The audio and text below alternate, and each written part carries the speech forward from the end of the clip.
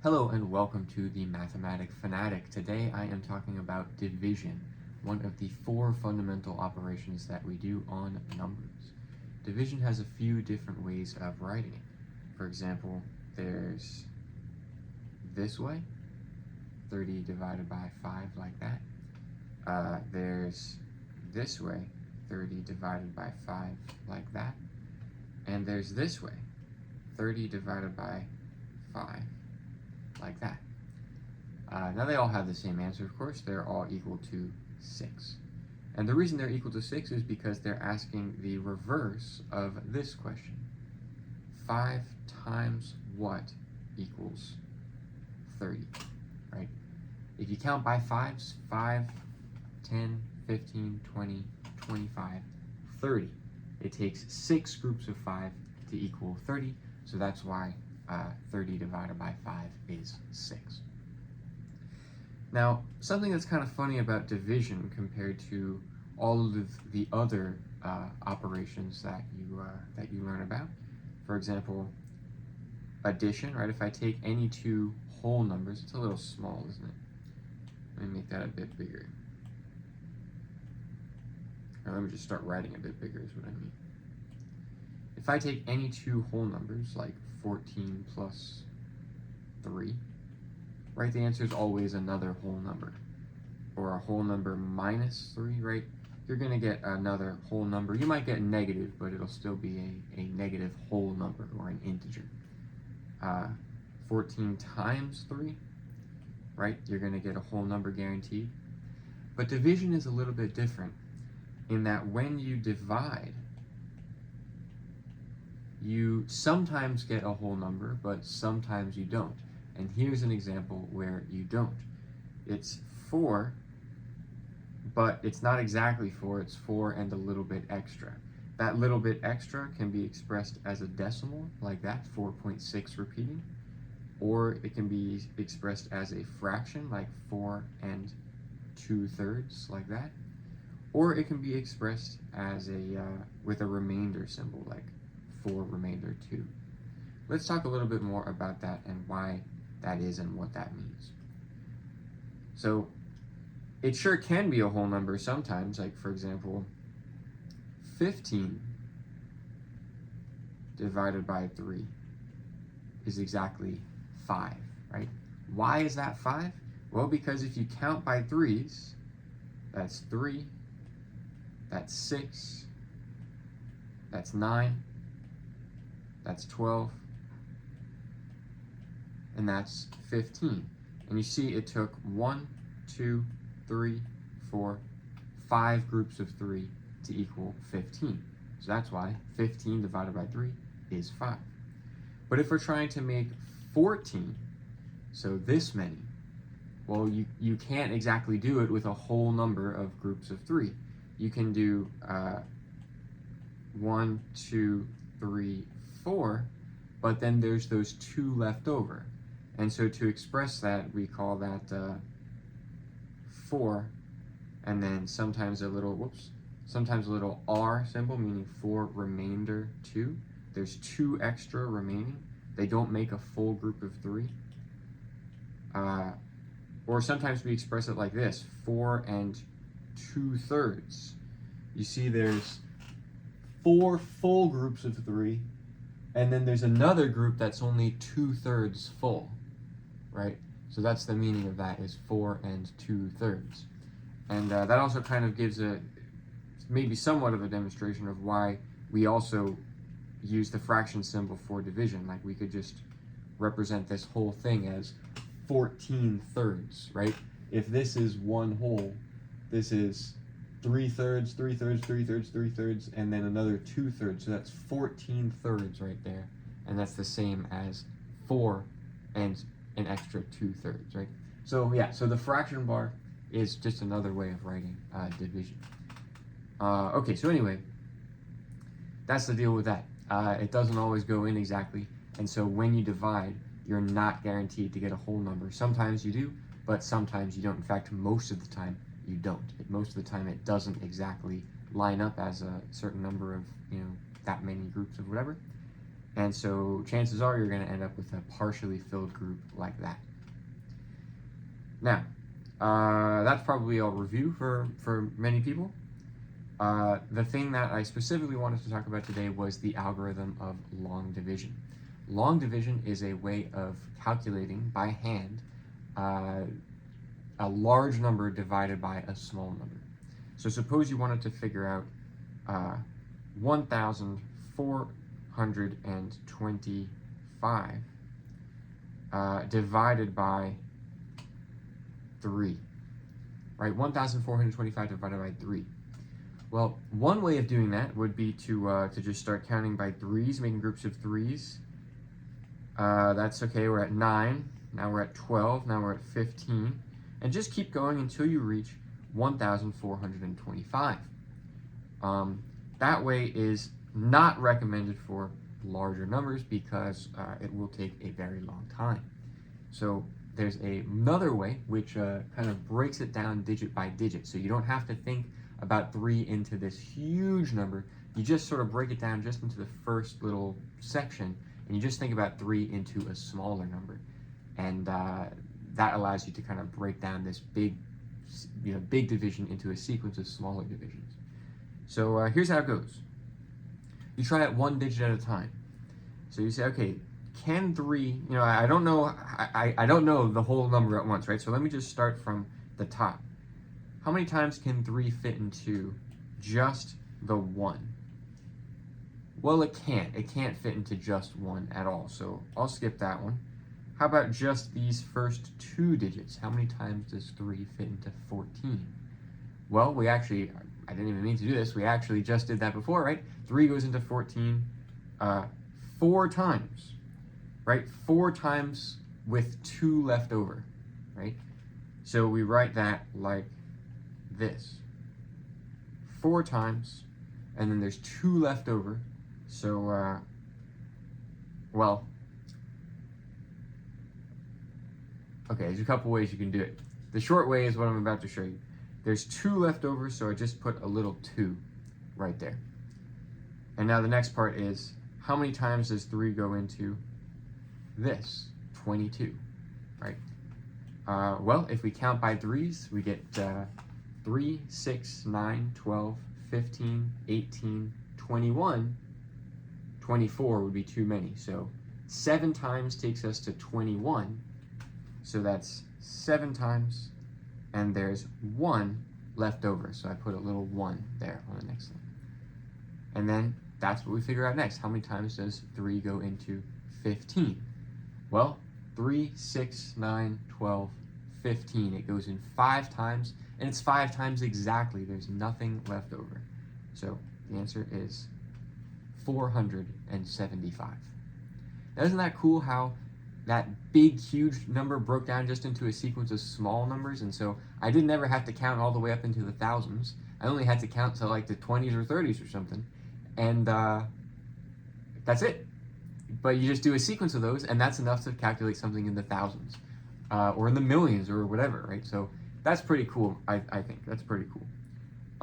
Now that was kind of the shortcut way that I just showed you. That's the way that I prefer. But let me show you, sometimes people have a harder time figuring out like the remainders like that. To be honest, I think not really. I think that's kind of the easier way to do it. But let me just show you real quick the other way of doing it.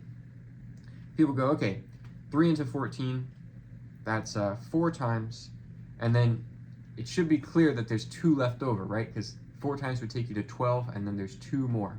But if that's not clear, you can do this. You can say, okay, well, where does that take you to? 3 times 4, that would take you to 12. And then you subtract, aha, there's 2 left over. So you do that step of like multiplying and then subtracting so that you can really pin down for sure how much extra there is. There's 2 left over. Right, and again, that corresponds exactly to this picture that we had before, that 3 into 14, right? There's 4 whole groups, 1, 2, 3, 4, but then there's going to be 2 left over, less than a whole group of 3.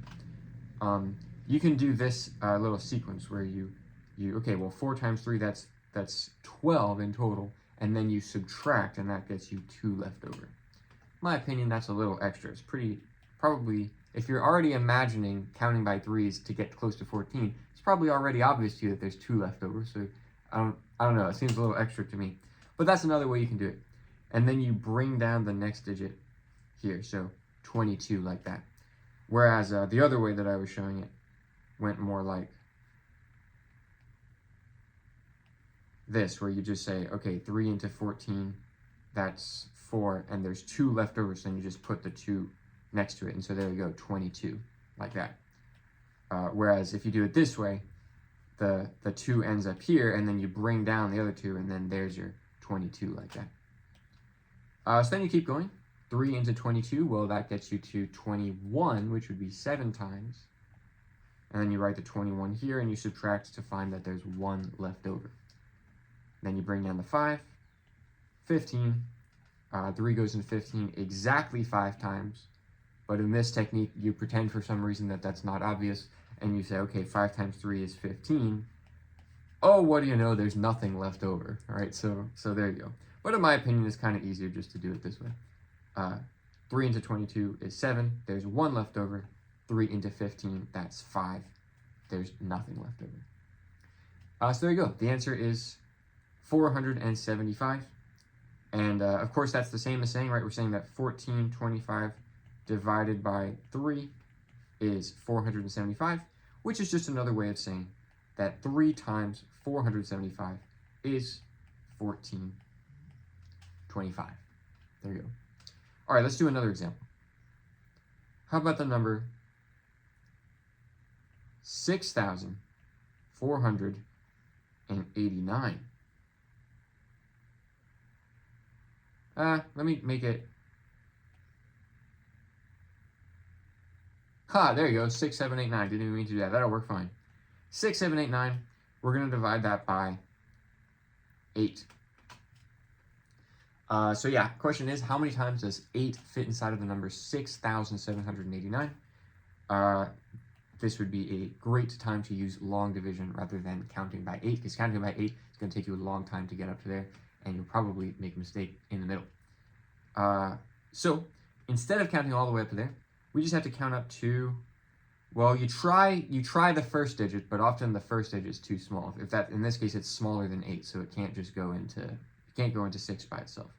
So then you move on to, okay, the next pair of digits. How many times does 8 go into 67? You definitely need to have the multiplication, or the multiples of the number that you're dividing by already in your head. If you don't already have them in your head, no problem. Just go ahead and write that out on the side. So let's count by 8s on the side here before we proceed. 8. 8 plus 8 is 16. And then another 8 is 24. Another 8 is, whoops, jumped ahead there, 32, 40, 48, jumped ahead there again, 56, 64, great number from a fantastic video game, 72, and 80. Right, you only have to go up to 10 for this algorithm.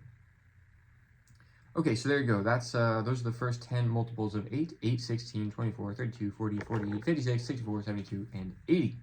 It definitely helps if you've already got that memorized, but if you don't, you can just work it out on the side real quick, because you will need to reference that in order to do the division. Okay, so how many times does 8 go into 67? Well, that's the same as asking what's the biggest one of these that's still smaller than 67. The answer is 64, and that was 8 times 8 is 64. So that's the best you can do to get close enough to 67.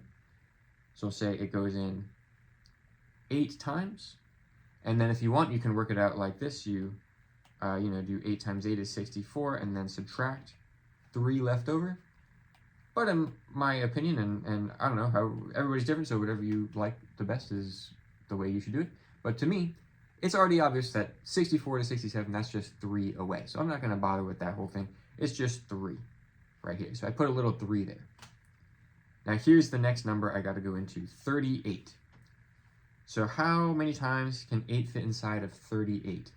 Well, I see we can get there with 32. 40 would be too big. So that was 8 times 4. is 32. That's the one that gets me closest. So I'm going to say 8 times 4 gets me to 32. And then 32 up to 38, that's a distance of 6. So I'm going to put a 6 right there. And then finally we have 8 times what would get you close to 69? Well, looking at my table again, looks like, again, 64 is the best I can do. So the answer is just going to be 8 again. And that's going to be 5 left over. If I had another digit, I would put a 5 here, and then I would go again for the next digit. But I'm out of digits, so that's just my remainder. Remainder 5. So if I had, I'm not going to draw this out, but if I had 6,789 circles or apples or whatever, I could arrange that into groups of 8. There would be 848 groups of 8 apples, and then there'd be 5 more apples that are just left over, and they can't be put into a group of 8 because there's just not enough. There's 5 extras. Right? That's the meaning of remainder 8. But we could also express that in a few different ways, right? That's kind of the way that you first learn it in elementary school, but there's other ways that you can express that too. 6,789 divided by 8. We can express that a few different ways. It's 848 remainder 5 is one way of writing it. But then you learn a more sophisticated way of writing it. It's also and 5/8 like that. Because the question is, how many groups of 8 can you make? The answer is 848 full groups of 8, but then you have one more partially filled group. How full is that partially filled group? Well, 5/8 full, because it's got 5 things in it out of the 8 things that we were trying to make in each group.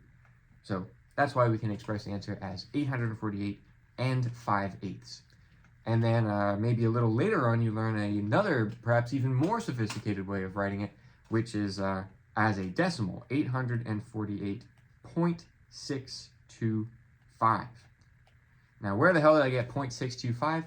I just know, because I'm a mathematic fanatic, that 0.625 is the decimal version of 5/8.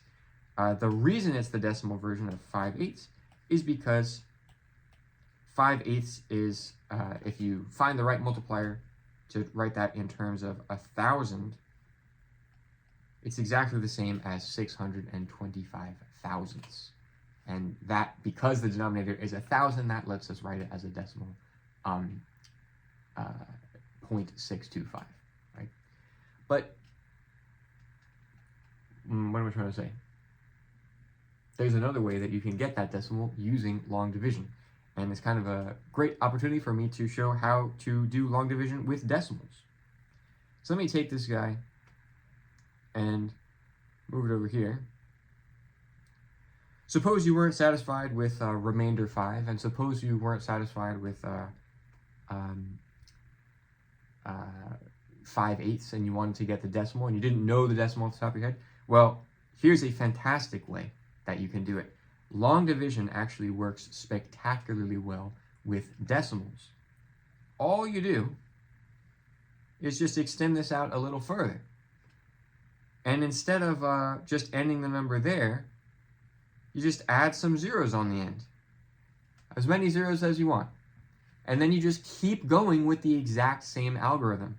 That decimal point that you see there, we're just going to move that straight up into our answer. It's going to be part of our answer in exactly the same place. So our answer is going to be 848 point something something something. Let's see how it continues.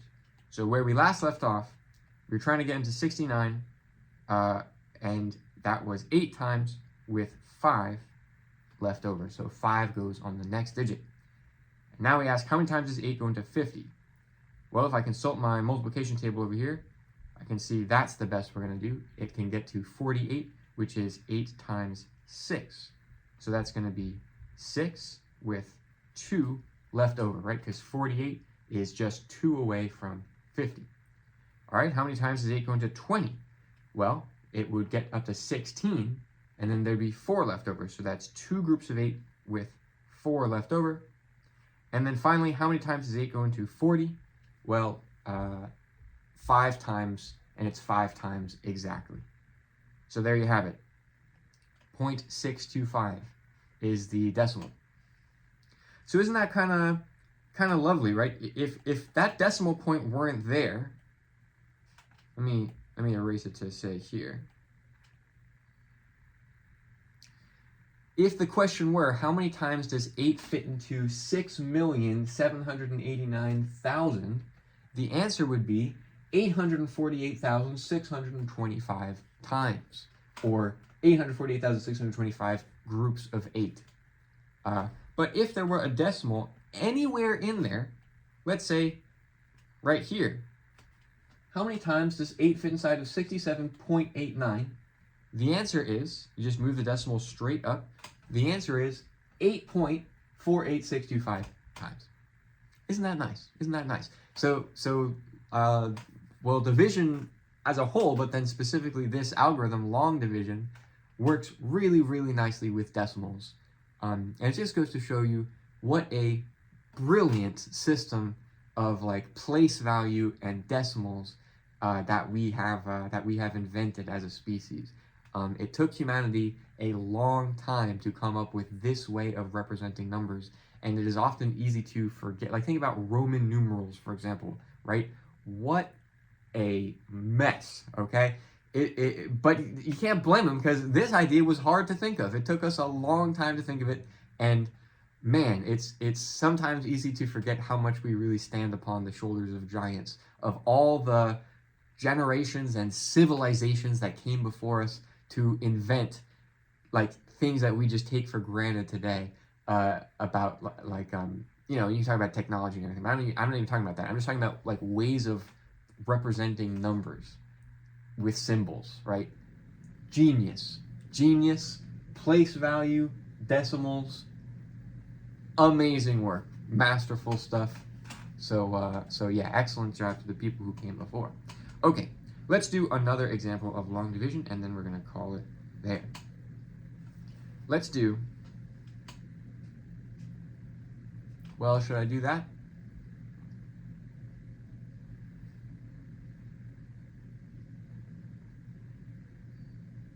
Let me think. Okay, we're gonna do 2 more examples. Let's do 2,156 divided by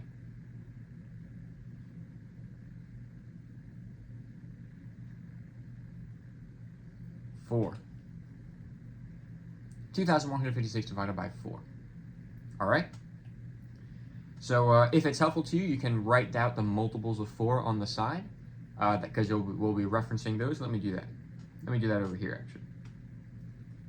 So 4, 8, 12, 16, 20. All 4's do is tell you how many. Shout out to Miss Lynn. 24, 28, 32, 36. 4's count for you. And 40. That was the song that I learned in elementary school from my excellent elementary school teacher. So yeah, there you go. There's a multiple of 4. Now we're gonna start off with, always try to, you know what, let me change this a little bit so that way you have an example of that. Let's say it's 6,156. Okay? So you always start off with the first digit, but sometimes that's not big enough to go in, but this time it is, right? 4 can go into 6. So we say, okay, how many times does 4 go into 6? Well, it can only fit 1 time, right? 1 time with 1 left over, okay? How many times does it go into 11? Well, it could fit once, twice, but not 3 times. So it can fit twice, and then if you're already at 8, you need 3 more to get to 11, so that's 3 left over. All right, how many times can it fit into 35? Well, you could get all the way up here to 32. You can't go to the next one, that's too big. So that's 8 times, 4 times 8 to get to 32, and then that's 3 left over. And then finally, Damn, I didn't mean for it to work out perfectly. But that's okay that it did. How many times is 4 going to 36? Exactly 9 times. So there's 0 left over. But let's go back. Suppose the number were a little bit different. Suppose that was a 5. I don't know, let's say it was a 7. So the question is, how many times can it go into 37?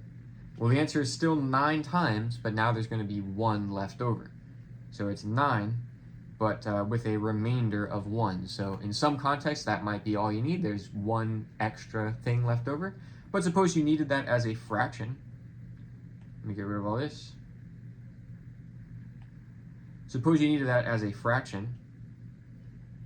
The answer would be 1/4, right?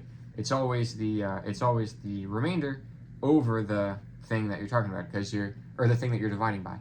Because the question is like, how many groups of 4 can you make? And the answer is, well, you can make 1,289 complete groups, and then there's one more group that's got 1 slot of the 4 slots full. So it's 1,289 and 1/4 groups of 4 is the idea. And then suppose you don't want that, you want it as a decimal. Well, 2 ways. You might just know from prior experience that 1/4 is 0.25. But if you don't know that, long division can tell you. You just keep going. You add a 0.0, however many zeros you want, right? Because that's the same as the original number. You can always add a 0.000 on any number, and it doesn't change the value. And you just keep going. So there was 1 left over, so we'll put a 1 there. How many times does 4 go into 10? Well, twice with 2 left over. And don't forget to put the decimal point right above the other decimal point. How many times does it go into 20? Exactly 5 times. And so it stops right there. And so there you go. 1,289.25 would be the way to express it as a decimal. So yeah, quite lovely how dividing integers, like dividing it where you get like a remainder and then just extending the exact same algorithm into the decimal places. You don't have to change the algorithm, it's the exact same steps, but you just go a little further. Lovely how it just works like that. It's not like a special other thing you need to do to get the decimal. You just continue the same algorithm that you were doing, just into the further places. Now there is a weird thing that can happen when you do that. An extremely weird thing, I would even say. Let me show you the example. Let's go back to the very first example that we did. 14 divided by 3. Now, if you want to get a fraction, it goes in 4 times, and there's 2 left over, so it's a remainder of 2. Or if you want to express it as a fraction, that's 4 2/3. Totally correct, perfectly, exactly right. But suppose you want to get a decimal. All right, well, you just add a 0.0, however many zeros you want. You know, if that's not enough, we'll add more later, doesn't matter. And then you proceed. Okay, so it goes into 14 4 times, and then that's 12, so there's 2 more. So you put a 2 right here. All right, 3 into 20. Well, that's 3, 6, 9, 12, 15, 18, and the next one would be too big. So it goes in 6 times. 6 times with a remainder of 2. Don't forget to put the decimal. And then we go again. Okay, well, how many times does 3 go into 20? Well, we just did that. It's 6 times with a remainder of 2. Well, wait a second. How many times does it go into 20? 6 times with a remainder of 2. How many times does it go into 20? 6 times with a remainder of 2. How many times does it go into 20? 6 times with a remainder of 2. How many times does it go into 20? 6 times with a remainder of 2. And this isn't going to stop, actually. We've found ourselves caught in this loop. 14, or I should say 2/3, right? The fraction 2/3 has an infinite decimal. It's one of these decimals that goes on forever and ever and ever. We've surely come across such a thing before, perhaps in doing something on a calculator. The calculator will report it with only as many digits as can fit on screen, but the truth is the digits go on forever, which is a pretty crazy idea, but it seems to be the way the universe is built. Sometimes fractions that are perfectly reasonable fractions, they don't ever stop. Like when you do the long division, it never terminates. You're going to end up caught in this loop forever. Whereas other examples, you eventually reach a moment where, here we were doing this one, and we said, how many times is 4 going to 20? It goes in exactly 5 times. It was exact, and so boom, we're done. But in this example, you see that's never going to happen. We're gonna be stuck in this loop forever, doing. We're just going to get 2, and that's 20, and then 2, and that's 20, and that's just going to keep happening forever. So this one never stops. That happens quite a lot, actually. In fact, that's the way that you can get the decimals of any fraction. Let's say you're curious to know what is the fraction for, let's say, 3/11ths, right? Or sorry, what's the decimal I mean for 3/11ths? Well, just realize that's the same thing as 3 divided by 11. So we do 3 divided by 11, and then we add plenty of extra digits here. And then we get started. How many times can 11 fit inside of, well, first fit inside of 3. It can't fit inside of 3, so that's going to be a 0. How many times does it fit inside of 30? Well, 11, 22, 33. That's too much, so 22 is the best you can do. That's twice. And then 22 up to 30, that's 8, so that's 8 left over. Okay, how many times can 11 fit inside of 80? Well, 11, 22, 33, 44, 55, 66, 77, 88 would be too big, so 77 is the closest we can get. That's 7 times, and there's 3 left over. And what do you know? Here we are at 30 again. So that's going to be 2 times, 22, 8 left over. 7 times, 3 left over. Fits in 2 times with 8 left over, fits in 7 times with 3 left over. And so you see, we're going to get caught in a loop again. So some decimals, like if I try that again with, say, well, what would be like a better example? I guess I already done like fourths, right? Or an eighth and stuff. But like if we do, say, 3/8, 3 divided by 8, right? If I work this out, it eventually comes to a stop. 8 into 3, can't do it. 8 into 30, that's 3 times with 6 left over. 8 into 60, that's 7 times with 4 left over. 8 into 40, that's 5 times with nothing left over. So it eventually perfectly goes in and it perfectly stops. And so that's what you call a terminating decimal. It has finitely many digits. Whereas 3/11ths has infinitely many digits. That's what you call a repeating decimal. So yeah, that's another application of long division, is you can get the decimals for any fraction just by dividing the numerator divided by the denominator, because that's really what a fraction is. It's just another way of representing division. And so then if you perform that division with an algorithm, it gets you the exact same number, just with a different representation, with a decimal representation. And so some fractions have finitely many digits as a decimal, and other fractions have infinitely many digits in their decimal, and we write that with a line on top. So anyway, kind of a mixed lesson there between long division and decimals, fractions and decimals, but that's just kind of where my mind went. Let's do one more long division example to round it off. Let's divide 854 point. Let me think about this one. 854 point.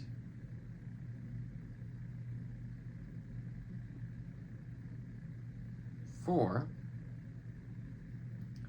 and we're going to divide that by 6 as an example. Okay? So it's always the case that the decimal just goes straight up. So the decimal is going to go right there. We say, how many times does 6 go into 8? Well, it goes in once with 2 left over. How many times does 6 go into 25? 6, 12, 18, 24. So that's 4 times with 1 left over. How many times does 6 go into 14? Well, that's 6, 12. So that's 12, twice with 2 left over. And then finally, how many times does 6 go into 24? 6, 12, 18, 24. That's exactly 4 times. So just put a 4 right there. And so the answer is 142.4. And just a reminder, if that decimal point weren't there, it literally would not affect the algorithm in any way besides just putting the decimal point in the same slot. So here I've changed the question now from 8,544 divided by 6, and the answer is 1,424. Quite a nice system, I would say. Okay, thanks for watching. I hope that was helpful as a either review or introduction to long division to whoever might be enjoying this video. And I hope you found that helpful, and have a great rest of your day. Bye-bye.